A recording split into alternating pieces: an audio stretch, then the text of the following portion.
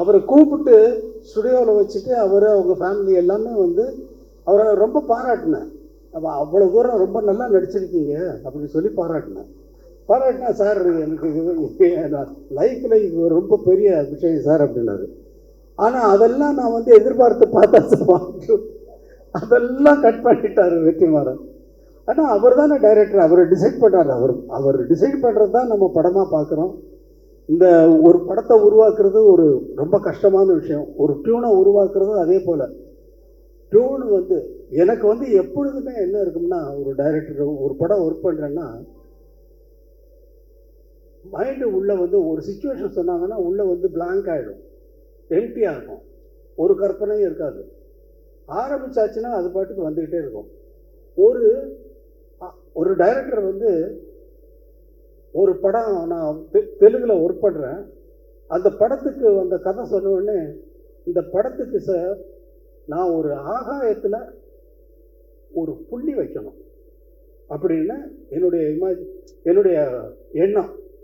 அதாவது இசையில் ஆகாயத்தில் எப்படி புள்ளி வைப்பீங்க, அதே மாதிரி இந்த படத்தினுடைய இசை வந்து ஆகாயத்தில் புள்ளி வச்ச மாதிரி இருக்கணும்னு நினச்சிக்கிட்டு போகிறேன் கம்போசிங்கு. அவர் சொன்ன அவங்க எல்லாம் பாட்டெல்லாம் எழுதிட்டு வந்துட்டாங்க ஃபுல்லாக கம்ப்ளீட்டாக. அப்படியே தூக்கி வச்சுட்டு அவங்க போட்ட அவங்க எழுதிக்கிட்டு வந்த பாட்டெல்லாம் வரிசையாக டியூன் பண்ண ஆரம்பித்தேன். அந்த மாதிரி ஒரு படம் பண்ணேன். இது எக்ஸ்பீரியன்ஸ், என்னுடைய எக்ஸ்பீரியன்ஸு. என்னுடைய எதிர்பார்ப்புக்கு தகுந்த மாதிரி படங்கள் அமையிறது வேற, ஆனால் அவங்களுடைய எதிர்பார்ப்புக்கு நான் கொடுக்கறது வேற. எனக்கு அது ஒரு வேலையே இல்லை. இவங்களுடைய எதிர்பார்ப்புக்கு என்ன ஆகாயத்தில் புள்ளி வச்சிருக்க சார் நான் சொல்ல முடியும் வெற்றிமாறன்.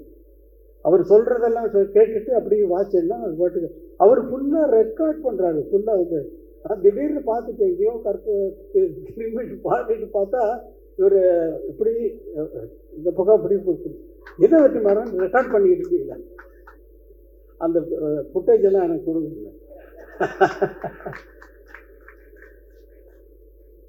அவர் வேற எங்கேயாவது போட்டாருன்னா அது ஒரு நல்ல பிரைஸ் கிடைக்கும்.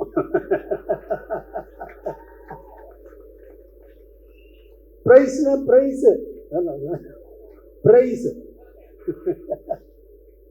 ரொம்ப சந்தோஷம். இவ்வளவு நேரம் நான் வந்து ஒரு கேசட் ரிலீஸ் ஃபங்க்ஷனில் வந்து நான் இருந்ததில்லை. எந்த ஃபங்க்ஷனுக்கும் நான் போகிறவன் இல்லை. முதல் முறையாக எல்லாரும் பேசுகிறதையும் கேட்டோம். அவர் கேட்டார் வெற்றிமாறன் சார் நீங்கள் முதலே பேசிட்டு நீங்கள் போயிடுங்க அப்படின்னாரு. இல்லை நான் இருக்கேன் அப்படின்னு சொன்னேன்.